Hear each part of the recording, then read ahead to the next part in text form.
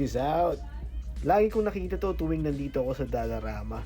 Pero di ko pinapansin. But today, ayan o, may nakita ako. Nakakalagay meron siyang rare at holo. Kaya bibilin ko na siya, baka makachamba. Welcome na naman sa isang episode ng Pinoy Toy Story. At eto na nga, mga cards naman ang ipapakita ko sa inyo ngayon. So meron tayong tatlong klase ng cards dito. Pokemon, One Piece at Magic cards. So hindi naman talaga ako nagko-collect ng mga cards dahil ang main na kino-collect ko pala when it comes to cards ay yung mga basketball cards or NBA cards. Pero pagdating sa mga to, mga tig isa-isang piraso lang kinukuha ko, depende kung sino yung character na magustuhan ko. Kaya naman nung makita ko to sa dollar store or sa Dollarama, nainganyo na rin ako. Lagi ko to nakikita pero hindi ko pinapansin. Kasi feeling ko, bokya naman to, parang wala namang laman to na maayos. Pero nung kanina nakita ko, parang sabi ko, I'll give it a try, baka makachamba. So yeah, tignan natin. Mag-umpisa tayo dito sa, ano kaya? Let's try this. Ayan. Tulad ng sabi ko, kaya ako nainganyo dahil dyan, no, nakalagay. Diba? Look for holos and rares. Diba? So, baka makachamba. Buksan na natin. Yeah, so ayan, $1.25 siya. So tumatak mo 50 pesos. Okay. Ayan. Hindi ako card expert kaya hindi ako masyadong marunong dito. So, paano ba natin itong umpisahan? Dito muna. Okay, first card. Boom. Ayan. Hindi ko alam kung yung value itong mga to. So, napag natin siya.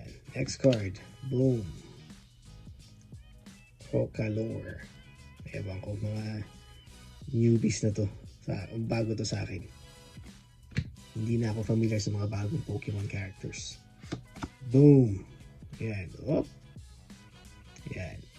Medyo makinang siya. So, pag makinang, it means something. Pwedeng may value, pwedeng wala. So, I don't know about this one. Comment nyo na lang kung kilala nyo yung mga yan. At eto. Ayan, regular. So, I think, yeah, bokeh tayo. But I'm not sure about this. Kasi nakalagay basic. So, baka walang value yan. I don't know. So, next. Eto naman, magic cards. Wow. This reminds me of back in the day. Nag-try ako mag-magic cards dati. Nag-collect na naman ako ng konting cards ng magic.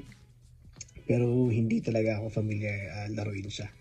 Hindi ako masyado sa paglalaro ng cards. Unless, Tog 8 yan.